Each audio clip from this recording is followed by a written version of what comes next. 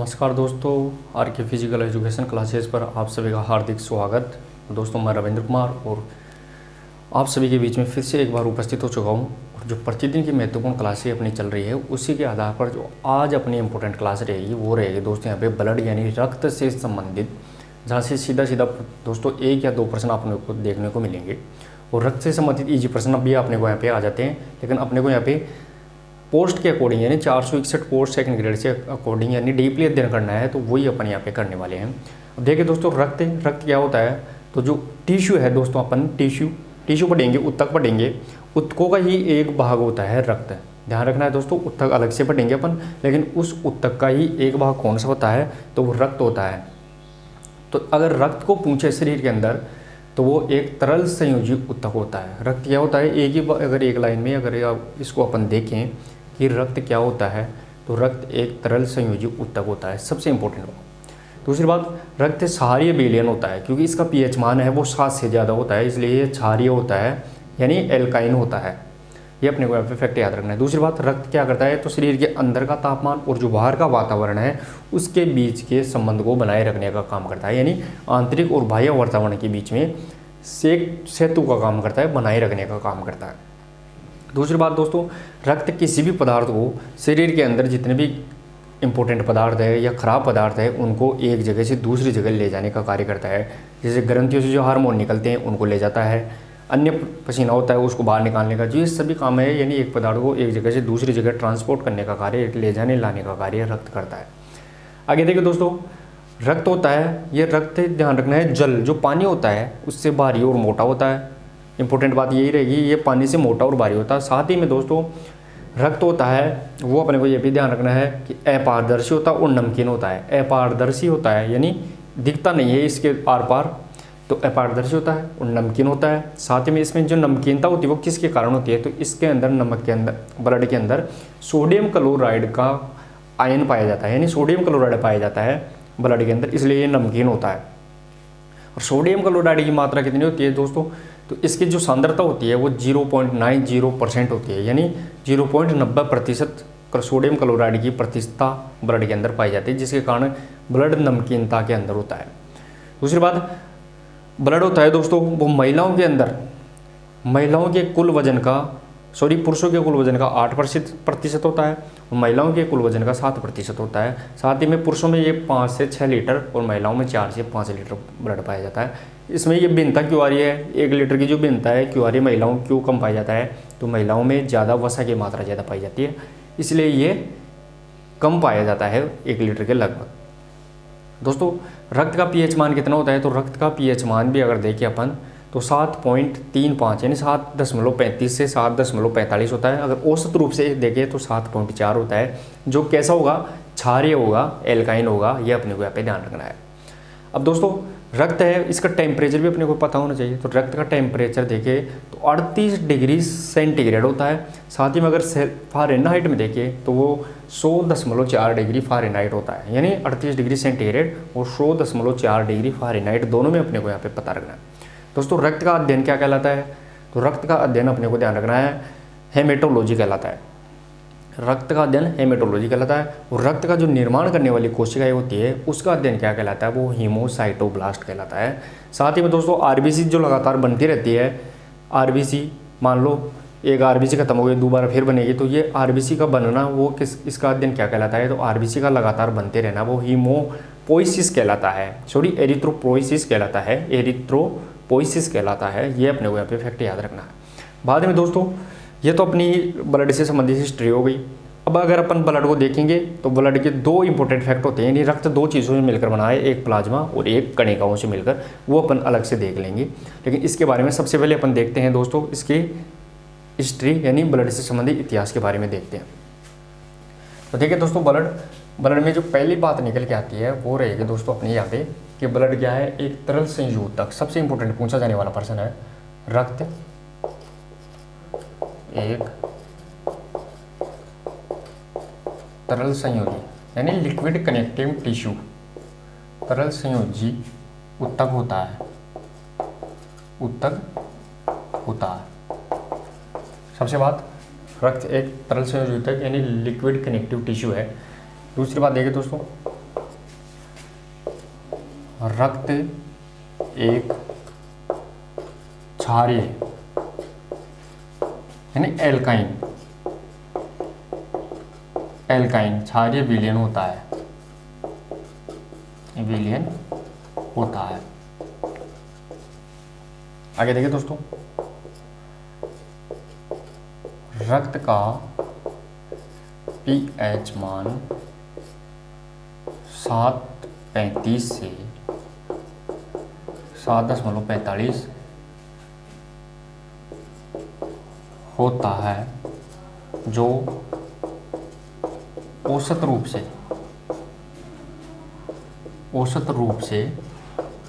7.4 होता है। औसत रूप से 7.4 होता है, अपने को यहाँ पे ध्यान रखना है। आगे देखिए दोस्तों, अगला पॉइंट रहेगा ब्लड से संबंधित, वो रहने वाला है रक्त पानी से मोटा और भारी होता है। ध्यान रखना है दोस्तों, रक्त पानी से मोटा होता है और भारी भी होता है। अगला पॉइंट निकल के आएगा दोस्तों, रक्त एक अपारदर्शी और नमकीन होता है,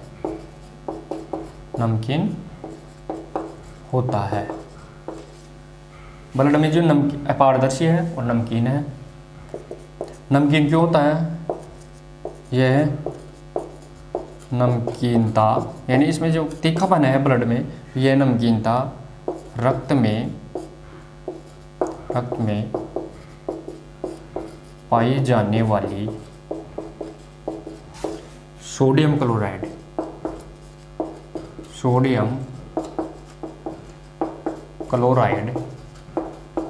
यानी NaCl से होता है, NaCl से होता है, वो अपने को यहाँ पे ध्यान रखना है। आगे देखिए दोस्तों, रक्त शरीर के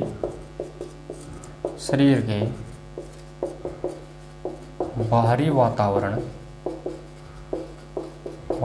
को आंतरिक यानी शरीर के अंदर के आंतरिक वातावरण से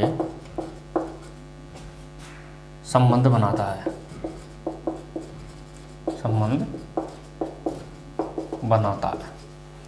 बाहरी वातावरण का आंतरिक वातावरण से संबंध बनाता है। आगे देखिए दोस्तों, रक्त पुरुषों के शरीर वजन का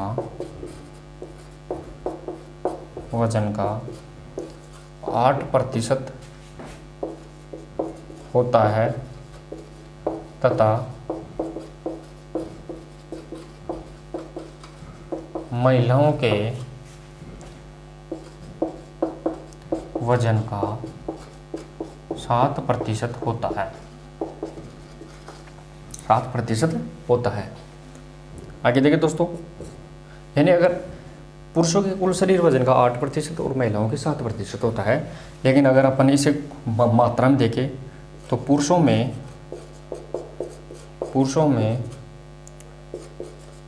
लगभग 5 से 6 लीटर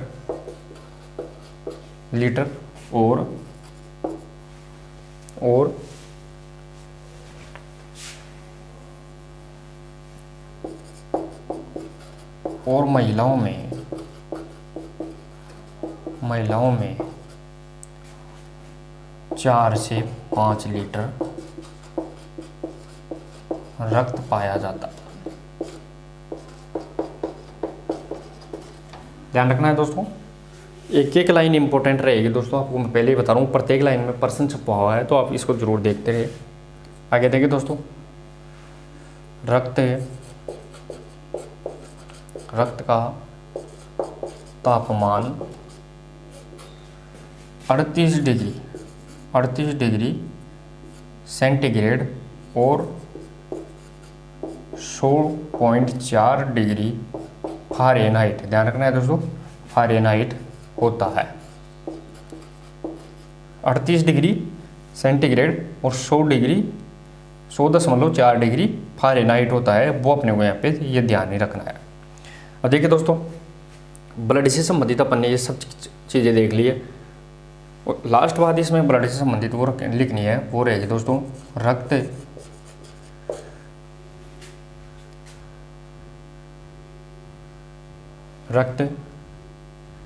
शरीर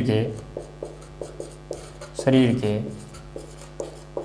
सभी पदार्थों को ले जाने का कार्य करता है, ले जाने का कार्य करता है। देखिए दोस्तों, अपनी कितनी बातें देखिए दोस्तों, वो देखिए एक बार मैं आपको बता देता हूँ कि रक्त क्या है। सबसे इम्पोर्टेंट बात ध्यान रखना है वो रहेगा दोस्तों यहाँ पे, रक्त एक तरल संयोजी ऊतक, सबसे मेन बात तरल संयोजी ऊतक है। रक्त क्या है, एक क्षारीय है, विलयन होता है, यानी क्षारीय होता है। रक्त का पीएच मान कितना होता है, 7.35 से 7.45 होता है, लेकिन औसत रूप से देखें तो रक्त का पीएच मान 7.4 होता है। इंपॉर्टेंट बात, रक्त पानी से मोटा और भारी होता है, ये एक अपारदर्शी है और नमकीन होता है। लेकिन ये नमकीनता होती है वो क्यों होती है, तो इसमें पाया जाने वाला सोडियम क्लोराइड के वो कारण होती है, NaCl के कारण। तीखा चखने पर अगर ब्लड को अपन जीभ से पर लगाते हैं तो वो तीखा दिखाई देता है। रक्त शरीर के बाहरी वातावरण को आंतरिक वातावरण से संबंध बनाता है, और पुरुषों के शरीर वजन का 8% और महिलाओं के शरीर वजन का 7% रक्त पाया जाता है। अगर लीटर में देखें तो पुरुषों के अंदर तो 5 से 6 लीटर, और महिलाओं के अंदर देखें तो ये 4 से 5 लीटर होता है। और ये 1 लीटर कम क्यों हो रहा है, ये भी अपने को यहाँ पे लिख लेना है। जो 1 लीटर है वो कम क्यों हो रहा है दोस्तों, तो ये कम क्यों हो रहा है, महिलाओं में वसा की अधिकता, इसके कारण ये 1 लीटर क्या हो रहा है, कम हो रहा है। आगे देखिए दोस्तों, अगला आगे ध्यान रखना है, रक्त का जो तापक्रम होता है वो 38 डिग्री सेल्सियस में, और अगर फ़ारेनहाइट में देखें तो 100.4 डिग्री फ़ारेनहाइट होता है। और रक्त क्या है, शरीर के सभी पदार्थों को शरीर के अंदर ले जाने का कार्य करता है। तो दोस्तों ये अपनी हिस्ट्री देख ली रक्त से संबंधित, और अब अपन 2-3 शब्द और देखेंगे। एक बार स्क्रीनशॉट ले लीजिए आप इसका, फिर अपन इसके बारे में 2-3 शब्द और लिखते हैं, यानी इसकी स्टडी क्या कहलाती है वो भी अपन लिखने वाले हैं।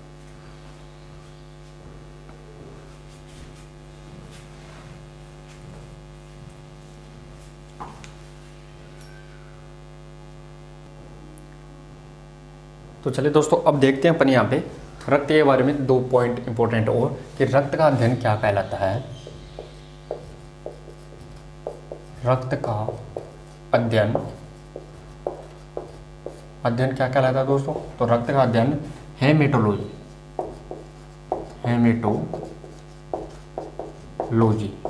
ध्यान रखना है दोस्तों, हेमेटोलॉजी कहलाता है, हेमेटोलॉजी कहलाता है।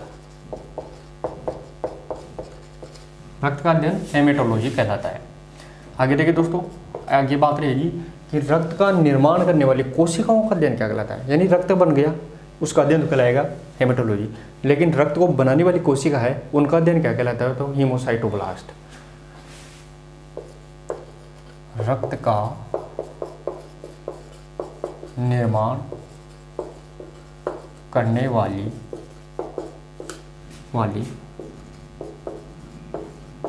कोशिकाओं का अध्ययन क्या कहलाता है, तो वो कहलाएगा दोस्तों हीमोसाइटोब्लास्ट। हीमोसाइटोब्लास्ट यानी हीमोसाइटोब्लास्ट। रक्त का निर्माण करने वाली कोशिकाओं का अध्ययन हीमोसाइटोब्लास्ट। आगे देखिए दोस्तों, यानी जो आरबीसी होती है उनका लगातार बनना वो क्या कहलाता है, तो आरबीसी का लगातार बनते रहना वो एरिथ्रोपोइसिस कहलाता है। एरिथ्रोपोइसिस यानी आरबीसी का लगातार बनते रहना एरिथ्रोपोइसिस कहलाता है। आरबीसी का लगातार बनते रहना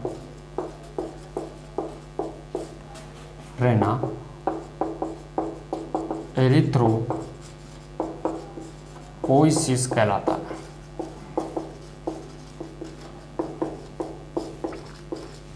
देखिए दोस्तों, 3 पॉइंट अपने को ये भी याद रखने हैं। रक्त का अध्ययन क्या कहलाता है, हेमेटोलॉजी कहलाता है।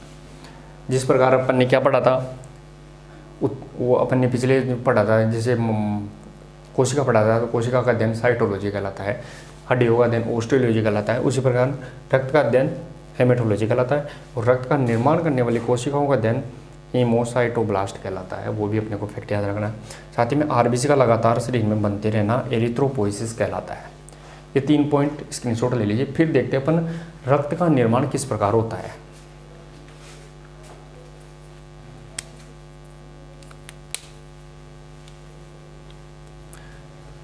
चले दोस्तों, स्क्रीनशॉट ले लिया होगा। अब देखते हैं अपन यहाँ पे रक्त का निर्माण या रक्त का संगठन, यानी रक्त का निर्माण कैसे होता है।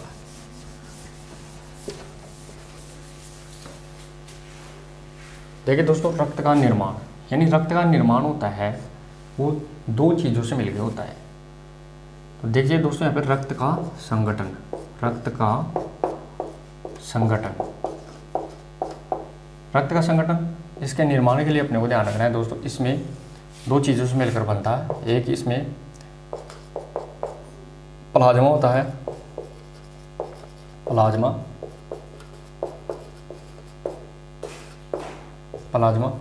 और दूसरा जो इसके अंदर होता है दोस्तों, वो होती है यहाँ पे कणिकाएं, जिसे अपन रुधिराणु के नाम से भी जानते हैं, कणिकाएं या रुधिराणु। अब देखिए दोस्तों, प्लाज्मा होता है, इस प्लाज्मा में 3 चीज़ें से मिलकर बनता है। एक पानी, दूसरा प्रोटीन, और तीसरा अन्य, जिसके अन्य के अंदर खनिज, लवण, विटामिन, ये सब कुछ आ जाएंगे। तो देखिए दोस्तों, यहाँ पे जो प्लाज्मा है, ये प्लाज्मा 3 चीज़ों से मिलकर बना होता है। 3 चीज़ कौन कौन सी होगी, तो इसके अंदर जल, दूसरा होगा इसके अंदर प्रोटीन, और तीसरा होगा इसके अंदर अन्य। अब देखिए दोस्तों, जल कितना प्रतिशत होता है प्लाज्मा में, तो वो 90 से 92% याद रखना है। प्रोटीन, ये प्रोटीन होता है इसके अंदर 7%, और अन्य पदार्थ होते हैं इसके अंदर 1%। अब देखिए दोस्तों, जो प्रोटीन होता है, इस प्रोटीन में भी 3 प्रोटीन मिलकर बनते हैं। इसके अंदर भी 3 प्रोटीन होते हैं। तो 3 प्रोटीन कौन कौन से होंगे, तो पहला इसके अंदर आएगा एल्ब्यूमिन,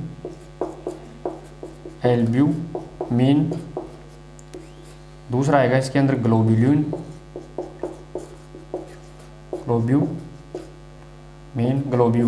और तीसरा आएगा इसके अंदर फाइब्रिनोजन,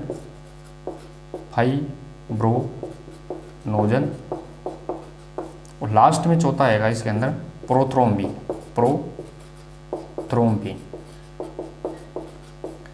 दोस्तों, जो प्रोटीन होता है, इस प्रोटीन के भी ध्यान रखना है अपने को यहाँ पे। तो प्रोटीन के 7% में 4 प्रकार के प्रोटीन, एल्ब्यूमिन, ग्लोब्यूलिन, फाइब्रिनोजन और प्रोथ्रोम्बिन होता है। दोस्तों, प्लाज्मा होता है, ये कितना प्रतिशत है रक्त का, तो प्लाज्मा 55 से ध्यान रखना है 60% पाया जाता है। 55 से 60% क्या पाया जाता है, प्लाज्मा। और जो कणिकाएं होती है, वो कितना प्रतिशत होती है, तो वो अपने को 40 से 45% ध्यान रखना है, 40 से 45%। ये क्या होती है, कणिकाएं। अब कणिकाएं दोस्तों कितने प्रकार की होती है, तो कणिकाएं 3 प्रकार की होती है। वो अपने को यहाँ पे ध्यान रखना है, कणिकाएं 3 प्रकार की होती है। कणिकाएं 3 प्रकार की, पहली कौन सी रहेगी, आरबीसी, दूसरी डब्ल्यूबीसी, और तीसरी प्लेट्स। आरबीसी होती है दोस्तों, ये कितना प्रतिशत होती है, इन कणिकाओं का कितना प्रतिशत होती है, तो 95% होती है कणिकाओं का। यानी कणिकाएं कितनी परसेंट है, 40 से 45, इनका कितना परसेंट, 45, 95%। WBC कितनी परसेंट होती है कणिकाओं का, 0.1%। और जो प्लेट्स होती है ये कणिकाओं का कितना परसेंट होती है, तो 4.9%। ये अपने को यहाँ पे फैक्ट याद रखने हैं। अब देखिए दोस्तों, इनमें से भी अगर WBC की संख्या देखें तो WBC इनमें से भी दो प्रकार की रहेगी दोस्तों। WBC दो प्रकार की रहेगी, एक ग्रेनुलोसाइट, ग्रेनुलोसाइट, ग्रेनुलोसाइट। WBC दो प्रकार की, एक ग्रेनुलोसाइट और दूसरी एग्रेनुलोसाइट, ग्रेनुलोसाइट। अब दोस्तों WBC कितनी परसेंट है, 0.1, इसका भी 70% तो कौन सी होती है, ग्रेनुलोसाइट, और 30% कौन सी होती है, एग्रेनुलोसाइट। ये अपने को यहाँ पे फैक्ट याद रखने हैं। अब देखिए दोस्तों, WBC में जो ग्रेनुलोसाइट होती है, यानी इसे कहते हैं कणमें। तो ग्रेनुलोसाइट 3 प्रकार की होती है, इओसिनोफिल, बेसोफिल और न्यूट्रोफिल। ग्रेनुलोसाइट ये 3 प्रकार की होती है, इओसिनोफिल, बेसोफिल और न्यूट्रोफिल। इओसिनोफिल,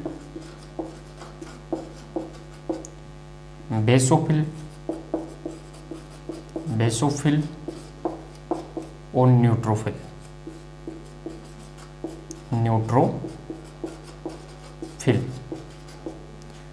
अब दोस्तों ये तो कि ग्रेनुलोसाइट, इओसिनोफिल, बेसोफिल और न्यूट्रोफिल। जो एग्रेनुलोसाइट है ये 2 प्रकार की होती है दोस्तों। एक होती है इसके अंदर लिम्फोसाइट,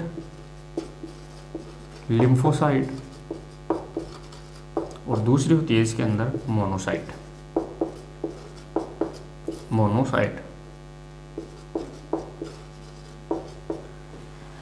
दोस्तों अपन ने ये ब्लड का संगठन देख लिया है पूरा, ये रक्त का संगठन होता है दोस्तों। यहाँ पे इसमें पहला प्लाज्मा और दूसरा कणिकाएं मिलकर पूरा रक्त बनता है। प्लाज्मा 55 से 60%, कणिकाएं 40 से 45%। अब दोस्तों प्लाज्मा में भी 3 चीज़ होती हैं, जल, प्रोटीन, अन्य। जल 90 से 92%, प्रोटीन 7% और अन्य 1। प्रोटीन में 7% में 4 प्रकार के प्रोटीन होते हैं, एल्ब्यूमिन, ग्लोबुलिन, फाइब्रिनोजन और प्रोथ्रोम्बिन। दोस्तों जो कणिकाएं होती है ये 40 से 45% होती है, लेकिन इसमें के भी 3 भाग होते हैं कणिकाओं के, RBC, WBC, प्लेटलेट। RBC कणिकाओं का 95%, WBC 0.1% और प्लेट्स 4.9%। अब दोस्तों WBC होती है वो 2 प्रकार की होती है, एक ग्रेनुलोसाइट, दूसरी एग्रेनुलोसाइट। यानी WBC का जो 0.1% है, इसका जो ग्रेनुलोसाइट है वो 70% और 0.1 का एग्रेनुलोसाइट 30%। अब दोस्तों ग्रेनुलोसाइट है यानी कणमें है, इसे अपन कणमें के नाम से जानते हैं हिंदी में। तो ग्रेनुलोसाइट ये 3 प्रकार की, इओसिनोफिल, बेसोफिल, न्यूट्रोफिल। और जो एकणिका में है इसे अपन लिम्फोसाइट और मोनोसाइट के नाम से जानते हैं। अब देखिए दोस्तों ये टोटल ब्लड का संगठन हो गया, एक बार इसका स्क्रीनशॉट ले लीजिए दोस्तों, और फिर अपन इसमें से पहला टॉपिक पढ़ते हैं, वो पढ़ेंगे अपन प्लाज्मा। तो इसका स्क्रीनशॉट ले लीजिए।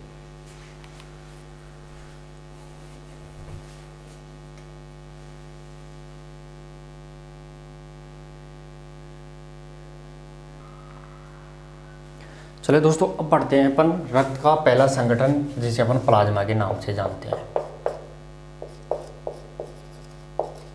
प्लाज्मा।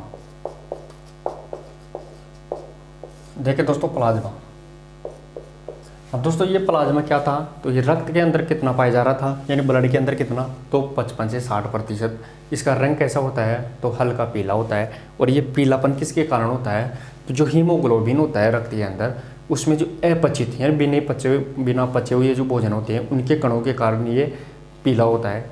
साथ ही में दोस्तों जो प्लाज्मा होता है इसमें 92% जल पाया जाता है, और लेकिन ये क्या कहलाता है, सीरम। अगर प्लाज्मा में से अपन प्रोटीन वाले भाग को बाहर निकाल देंगे तो वो क्या कहलाएगा, सीरम कहलाएगा।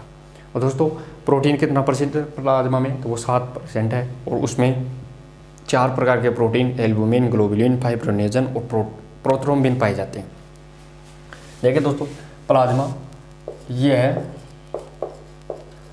रक्त का 55 से 60% भाग होता है। सबसे मेन बात दोबारा आगे, इसका यह हल्का पीला पदार्थ होता है। हल्का पीला पदार्थ यानी प्लाज्मा का रंग कैसा होता है? हल्का पीला होता है। अब ये पीलापन क्यों आता है? यह पीलापन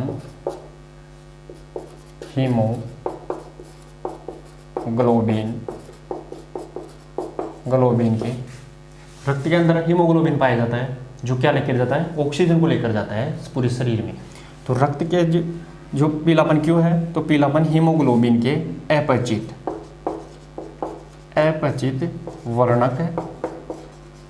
वर्णक बिलीरुबिन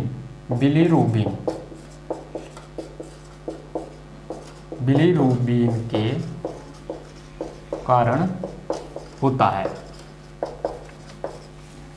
बिलीरुबिन के कारण होता है। इसका पीला रंग किसके कारण आ रहा है? बिलीरुबिन के कारण आ रहा है। आगे देखिए दोस्तों, अगला रहेगा प्लाज्मा के अंदर, वो रहने वाला है दोस्तों बिलीरुबिन के कारण होता है। तो प्लाज्मा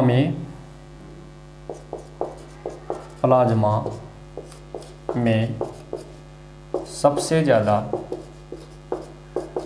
ज़्यादा 92% जल पाया जाता है, जिसे सीरम कहते हैं। ध्यान रखना है, जिसे सीरम कहते हैं, जिसे अपन क्या कह रहे हैं? सीरम कहते हैं। आगे देखिए दोस्तों, अगर प्लाज्मा में से प्रोटीन के भाग को बाहर निकाल दे तो सीरम बचता है। ध्यान रखना है दोस्तों, अगर प्रोटीन प्लाज्मा में से प्रोटीन कितना परसेंट था? 7%। तो प्रोटीन के भाग को बाहर निकाल दे तो क्या बचेगा? सीरम बचेगा। इंपॉर्टेंट प्रश्न पूछा गया है कि प्लाज्मा में से अगर प्रोटीन को बाहर निकाल देंगे तो क्या बच जाएगा? सीरम बच जाएगा। आगे देखिए दोस्तों, अगर आपने मान लो अपने चोट लग जाती है, चोट लगने पर जो प्लाज्मा होता है उस प्लाज्मा में जो प्रोटीन पाया जाता है, एल्ब्यूमिन, ग्लोबुलिन, फाइब्रिनोजन और प्रोथ्रोम्बिन, ये क्या करता है? थक्का जमाने का कार्य करता है। इंपॉर्टेंट रहेगा। तो ये प्रोटीन प्लाज्मा में कितना परसेंट होता है? तो 7% होता है। प्लाज्मा में प्रोटीन 7% होता है। अब देखिए दोस्तों, ये 7% प्रोटीन कौन कौन सा होता है? 7% में पहला देखिए दोस्तों, वो रहने वाला है एल्ब्यूमिन।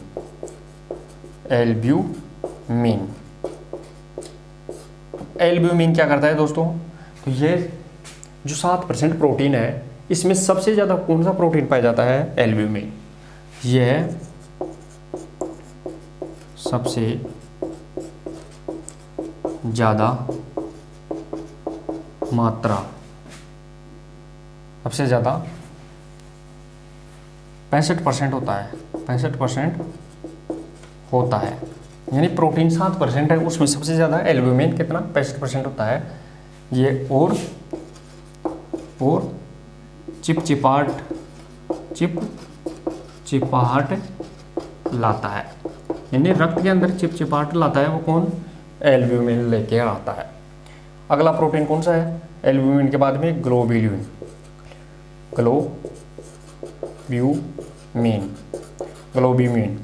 ये क्या करता है दोस्तों? तो ये रक्त शरीर के अंदर एंटीबॉडी का निर्माण करता है, यानी रोग प्रतिरोधक क्षमता। ये शरीर में एंटीबॉडी का निर्माण करता है। आगे देखिए दोस्तों, तीसरा है फाइब्रिनोजन।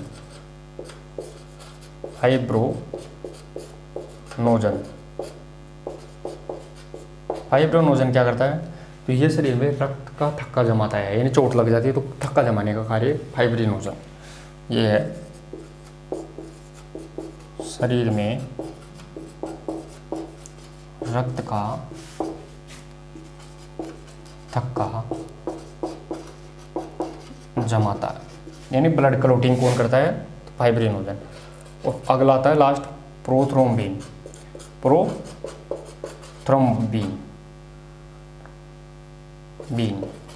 प्रोथ्रोम्बिन क्या करता है, तो जो ये भी क्या करता है, ये भी रक्त का थक्का जमाता है, ये भी रक्त का थक्का जमाता है। तो दोस्तों ये अपन ने देख लिया है प्लाज्मा का पूरा भाग कि प्लाज्मा कितना परसेंट होता है, 55 से 60%। इसका रंग कैसा होता है, हल्का पीला। पीला क्यों होता है, तो हीमोग्लोबिन के अपचित वर्णक बिलिरुबिन के कारण। दोस्तों प्लाज्मा में सबसे ज़्यादा 92% क्या पाया जाता है, पानी, जिसे अपन क्या कहते हैं, सीरम।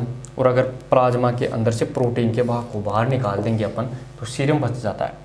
प्लाज्मा में 7% प्रोटीन होता है। 7% प्रोटीन देके दोस्तों ये कौन कौन सा है वो देख लेंगे अपन। एल्ब्यूमिन, ग्लोबुलिन, फाइब्रिनोजन और प्रोथ्रोम्बिन। एल्ब्यूमिन क्या करता है, सबसे ज़्यादा होता है प्रोटीन के अंदर, सबसे ज़्यादा एल्ब्यूमिन चिपचिपाहट लाता है ब्लड रक्त के अंदर। और जो ग्लोबुलिन है ये शरीर में एंटीबॉडी का निर्माण करता है। और फाइब्रिनोजन शरीर में रक्त का थक्का जमाता है। प्रोथ्रोम्बिन भी शरीर में रक्त का थक्का जमाता है। तो दोस्तों ये ब्लड का पहला संगठन प्लाज्मा हो गया। अब पढ़ेंगे अपन कणिकाएं यानी रुधिराणु। इसका स्क्रीनशॉट ले लीजिए दोस्तों।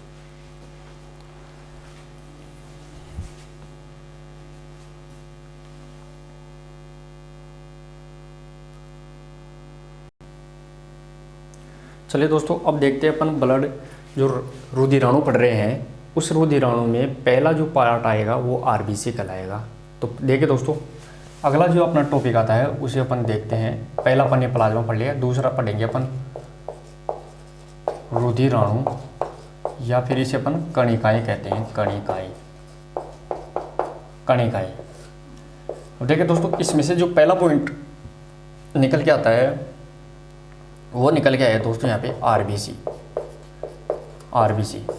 क्योंकि दोस्तों रुधिराणु को अपन ने 3 भागों में बांटा था, डब्ल्यूबीसी, आरबीसी और प्लेटलेट्स। तो आरबीसी जिसे अपन किस नाम से जानते हैं, रेड ब्लड कार्पल्स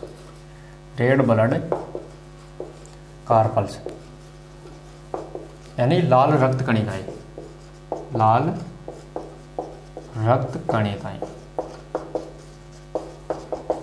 कणिकाएं आरबीसी। अब देखिए दोस्तों आरबीसी ये क्या होती है, तो जो खून ब्लड होता है वो टोटल ज़्यादातर आरबीसी होता है। यानी ये पूरे खून का, पूरे ब्लड का 95% भाग होता है कौन सा होता है, आरबीसी होता है। इसमें देखिए दोस्तों पहली बात क्या लिखेंगे, इसे एरिथ्रोसाइट भी कहते हैं। सबसे इंपॉर्टेंट बात, इसका दूसरा नाम याद रखना है आरबीसी का, इसे एरिथ्रोसाइट यानी इंग्लिश में देखना एरिथ्रोसाइट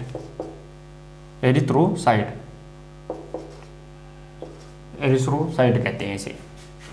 दूसरी बात यह है कुल रुधिराणु, जो रुधिराणु थी 40 से 45%, तो इसका कितना परसेंट होती है आरबीसी, वो रहेगी 95%। यह कुल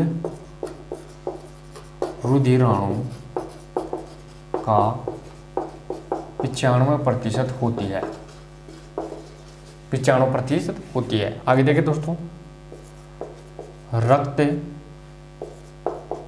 रंगहीन होता है यानी खून का कोई कलर नहीं होता है, ब्लड होता है उसका कोई कलर नहीं होता है, लेकिन उसमें ज़्यादातर आरबीसी ज़्यादा होने के कारण वो लाल दिखाई देता है। वैसे अगर देखें तो ब्लड का रंग कोई सा रंग नहीं होता है, लेकिन जैसे ही उसमें आरबीसी मिल जाएगी तो वो अपने को लाल दिखाई देगा। तो रक्त कैसा होता है, रंगहीन होता है, लेकिन आरबीसी के कारण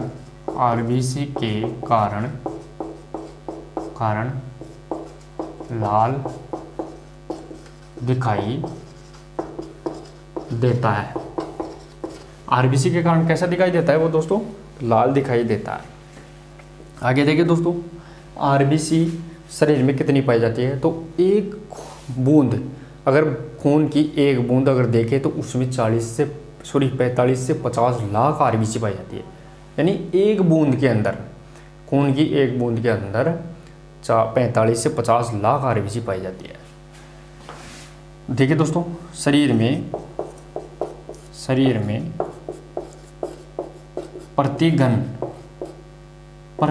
मिमी, ध्यान रखना है दोस्तों, प्रतिघन मिमी यानी एक बूंद के अंदर बात की जा रही है, प्रतिघन मिमी 45 से 50 लाख आरबीसी होती है। यानी शरीर में प्रतिघन मिमी, ध्यान रखना है, 40 से 50 लाख आरबीसी होती है। ये अपने को यहाँ पे ध्यान रखना होता है, सबसे इंपॉर्टेंट बात। आगे देखिए दोस्तों, आगे अपने को ये ध्यान रखना है कि जो आरबीसी है इसकी आकृति कैसी होती है। तो आरबीसी की आकृति दोस्तों अपने को ध्यान रखना है बाई कॉन्क्लेव यानी उभयावतल होती है। उभयावतल का मतलब किनारों पर उठी हुई और बीच में दबी हुई, यानी कटोरी की तरह। उभयावतल यानी किनारों पर तो उठी हुई ऐसी लगती है अपने को, और अंदर की तरफ धसी हुई, तो उभयावतल।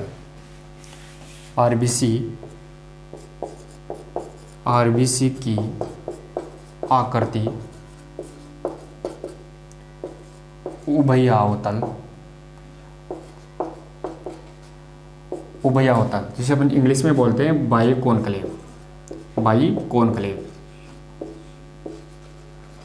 कॉन्क्लेव उभयावतल होती है। और दोस्तों आरबीसी का व्यास कितना होता है, तो आरबीसी का जो व्यास 7 से 8 माइक्रोमीटर होता है। ध्यान रखना है दोस्तों,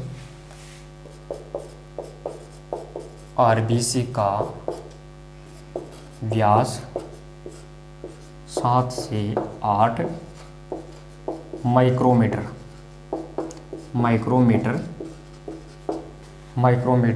होता है। ये अपने को यहाँ पे ध्यान रखना है। अब दोस्तों आरबीसी का निर्माण कहाँ होता है, तो जो गर्भावस्था होती है शुरू में 1-2 महीने में, उसके अंदर तो होता है भ्रूण में, और जो बाद में भ्रूण बन जाता है यानी पेट के अंदर बच्चे के हाथ पैर बनने लग जाते हैं, तो उस समय क्या होता है, यकृत में बनता है। यानी गर्भावस्था में तो बनेगा भ्रूण में, और भ्रूण के बाद में बनेगा वो यकृत में, और 6 महीने के बाद में, जन्म के 6 महीने या 6 महीने के बाद में उसकी हड्डियों में बनने लग जाती है, यानी बोन मेरो में बनने लग जाती है। देखिए दोस्तों, आरबीसी का निर्माण,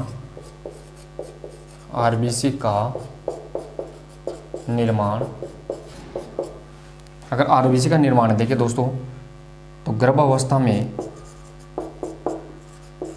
पूछा जाता है दोस्तों, ये प्रश्न याद रखना है। गर्भावस्था में तो भ्रूण में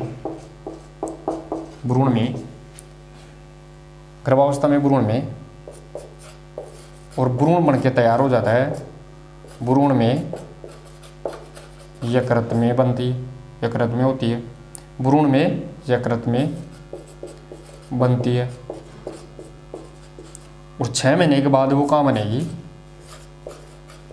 6 माह के बाद हड्डियों के बोन मेरो में। देखिए दोस्तों, अपन पढ़ रहे हैं आरबीसी, रेड ब्लड कार्बल्स, लाल रक्त कणिकाएं। इसे एरिथ्रोसाइट कहते हैं, इंपॉर्टेंट नाम याद रखना है, पूछा जाता है। ये कुल रुधिराणु जो 40 से 45% रुधिराणु है, इसका कितना प्रतिशत है, 95% होती है। ये रक्त रंगीन होता है, लेकिन आरबीसी के कारण लाल दिखाई देता है। शरीर में प्रतिघन आरबीसी की मात्रा कितनी होती है, 40 से 50 लाख होती है। यानी एक खून की बूंद में 40 से 50 लाख आरबीसी पाई जाती है। इसकी आकृति उभयावतल बायोकॉन्क्लेव होती है, और इसका व्यास 7 से 8 माइक्रोमीटर। और आरबीसी का निर्माण गर्भावस्था में तो भ्रूण में होगा, और भ्रूण के बाद अंदर यकृत में, और 6 माह के बाद हड्डियों के अंदर होता है। एक बार इसका स्क्रीनशॉट ले लीजिए, फिर अपन आरबीसी की बातें और आगे बढ़ते हैं।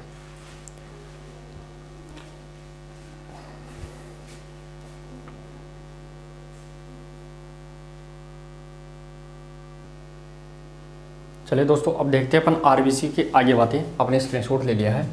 अगली बात आएगी दोस्तों आरबीसी की, वो आएगी आरबीसी का जीवन काल। आरबीसी का जीवन काल 120 दिन होता है। दोस्तों आरबीसी का जीवन काल 120 दिन होता है। और आरबीसी का निर्माण किससे होता है दोस्तों? तो आरबीसी का निर्माण अपने को ध्यान रखना है लोहा तत्व, विटामिन B12 और विटामिन B9 से होता है। अगली बात देखिए दोस्तों, आरबीसी का निर्माण किससे होता है? लोहा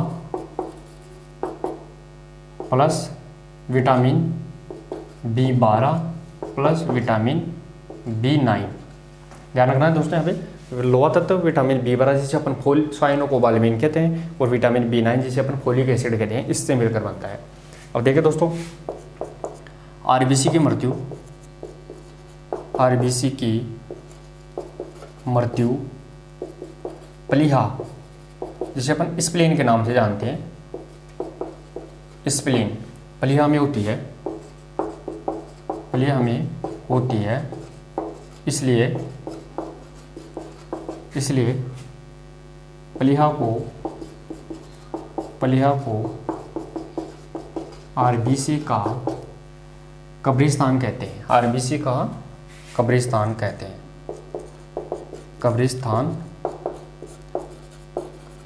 हैं, आगे देखिए दोस्तों, आरबीसी के अंदर क्या पाया जाता है? तो आरबीसी के अंदर हीमोग्लोबिन पाया जाता है।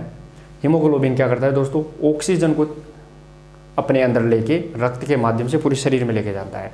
तो आरबीसी में हीमोग्लोबिन पाया जाता है। तो हीमोग्लोबिन का एक अणु ऑक्सीजन के 4 अणु को चिपकाने की क्षमता रखता है, वो भी अपने को ध्यान रखना है। आरबीसी में हीमोग्लोबिन पाया जाता है, जिसका एक अणु ऑक्सीजन के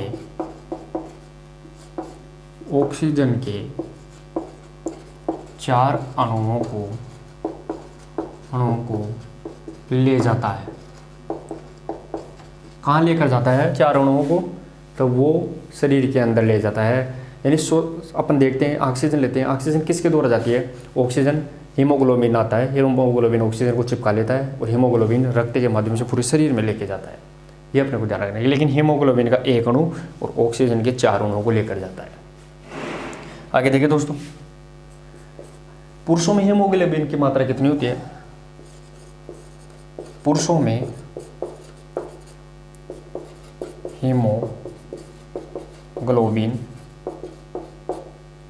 14.5 से 16 ग्राम, ध्यान रखना है दोस्तों, 14.5 से 16.5 ग्राम प्रति 100 ml रक्त में।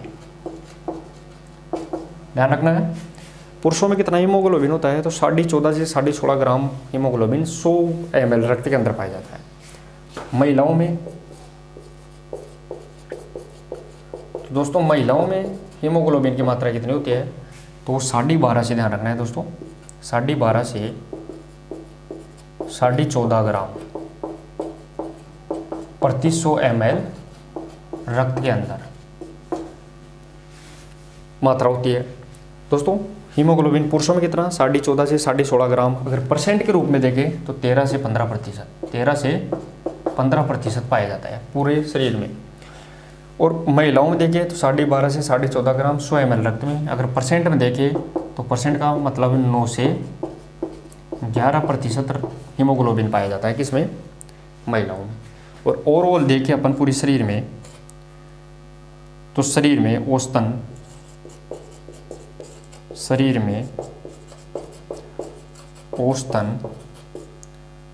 1 लीटर, ध्यान रखना है दोस्तों, 1 लीटर हीमोग्लोबिन पाया जाता है,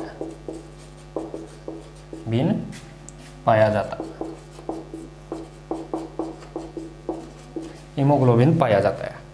ये अपने को यहाँ पे फैक्ट याद रखने हैं दोस्तों। देखिए दोस्तों, इसमें क्या क्या देख लिया अपन ने कि आरबीसी का जीवन काल 120 दिन, आरबीसी का निर्माण लोहा, विटामिन B12, B9 से होता है, और आरबीसी की मृत्यु प्लीहा में होती है, स्प्लीन में, इसलिए इसे प्लीहा को अपन आरबीसी का कब्रिस्तान कहते हैं। आरबीसी में हीमोग्लोबिन पाया जाता है, जिसका एक अणु ऑक्सीजन के 4 अणुओं को लेकर जाता है, ध्यान रखना है। आगे देखिए, पुरुषों में हीमोग्लोबिन 14.5 से 16.5 ग्राम यानी 13 से 15%, और महिलाओं में हीमोग्लोबिन 12.5 से 14.5 ग्राम यानी परसेंट में देखें तो 9 से 11%। और अगर ओवरऑल देखिए अपन हीमोग्लोबिन पूरे शरीर में तो वो 1 लीटर के लगभग पाया जाता है। एक बार स्क्रीनशॉट ले लीजिए, फिर अपन थोड़ा सा आरबीसी के बारे में और फैक्ट बचे हैं वो भी अपन देख लेते हैं।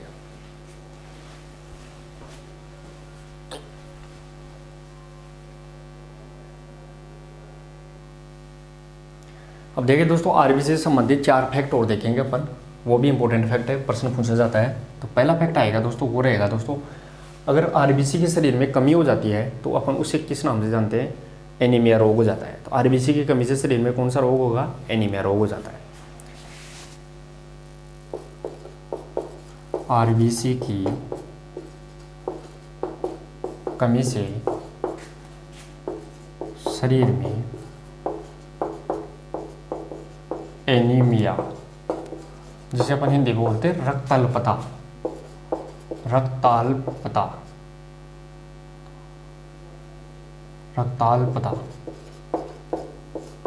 एनीमिया हो जाता है।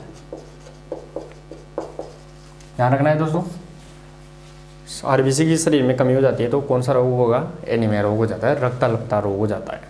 जिसके लिए अपने को क्या करना चाहिए? इस रोग को दूर करने के लिए प्रतिदिन महिलाओं को 15 ग्राम आयरन प्रतिदिन लेना चाहिए अपने भोजन में, और पुरुषों को 10 ग्राम आयरन प्रतिदिन अपने भोजन में लेना चाहिए। दूसरा देखिए दोस्तों, आगे रहेगा, अगर आरबीसी के जीवन काल में कमी हो जाती है तो थैलेसीमिया रोग होगा। आरबीसी का जीवन काल 120 दिन, अगर उससे पहले आरबीसी खत्म होने लग जाती है तो कौन सा रोग हो जाएगा? वो रोग होगा दोस्तों यहाँ पे थैलेसीमिया। देखिए दोस्तों, आरबीसी के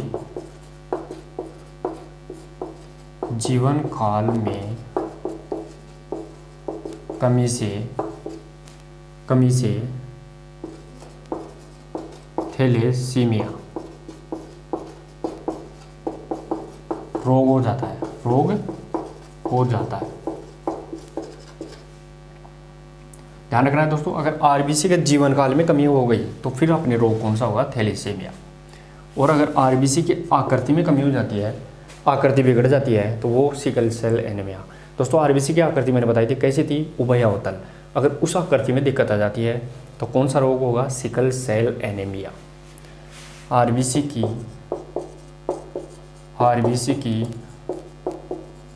आकृति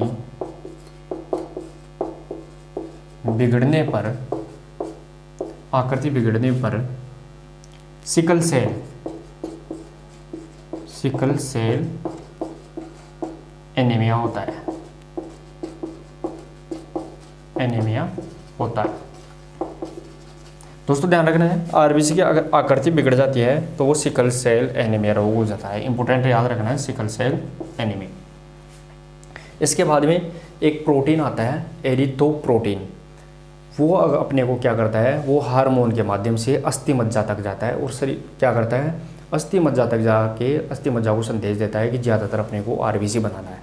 तो शरीर में ज़्यादा आरबीसी का निर्माण करने के लिए कौन सा प्रोटीन जिम्मेदार होता है? एरिथ्रोपोइटिन। देखिए दोस्तों, एरिथ्रोपोइटिन ये क्या करता है? अस्थि मज्जा को, ये क्या करता है? अस्थि मज्जा, आरबीसी का निर्माण कहाँ होता है? अस्थि मज्जा में तो होता है, जिसे अपन बोन में कहते हैं। अस्थि मज्जा को ज़्यादा मात्रा में आरबीसी का निर्माण करने का संदेश देता है। यानी शरीर में ज़्यादातर आरबीसी का निर्माण करने का संदेश कौन देता है? तो वो अपने को यहाँ पे ध्यान रखना है, एरिथ्रोपोइटिन देता है। दोस्तों अगर सो जाते हैं अपन तो सो जाने के बाद में आरबीसी शरीर में कितने % घट जाती है? 5% घट जाती है। और अगर ऊंचाई पर 10,000 मीटर से ऊपर ऊंचाई के अगर ऊपर चले जाते हैं तो 30% आरबीसी शरीर में ज़्यादा बन जाती है, वो भी अपने को फैक्ट याद रखना है। तो 10,000 मीटर से ऊपर जाएंगे तो 30,000 आरबीसी 30% आरबीसी ज़्यादा बन जाएगी शरीर में। और अगर रात को सोते हैं तो आरबीसी की संख्या कितनी % घट जाती है? 5% घट जाती है। वो फैक्ट भी अपने को यहाँ पे याद रखना है। तो दोस्तों आज की क्लास में इतना ही। अपन ने आरबीसी कंप्लीट कर लिया है। तो कणिकाओं का पहला भाग यानी आरबीसी, कणिकाएं 3 प्रकार की होती है, आरबीसी, डब्ल्यूबीसी, प्लेटलेट्स। तो पहला भाग कणिकाओं का आरबीसी अपन ने पढ़ लिया है। कल की क्लास में अपन डब्ल्यूबीसी और प्लेटलेट्स पढ़ेंगे। तो दोस्तों आशा और उम्मीद करता हूँ क्लास समझ में आ रही होगी। क्लास समझ में आ रही है तो क्लास को शेयर और लाइक जरूर करिए। तब कल मिलते हैं दोस्तों, कल एक नेक्स्ट अगली इंपॉर्टेंट क्लास के साथ। तब तक के लिए धन्यवाद। Thank you so much.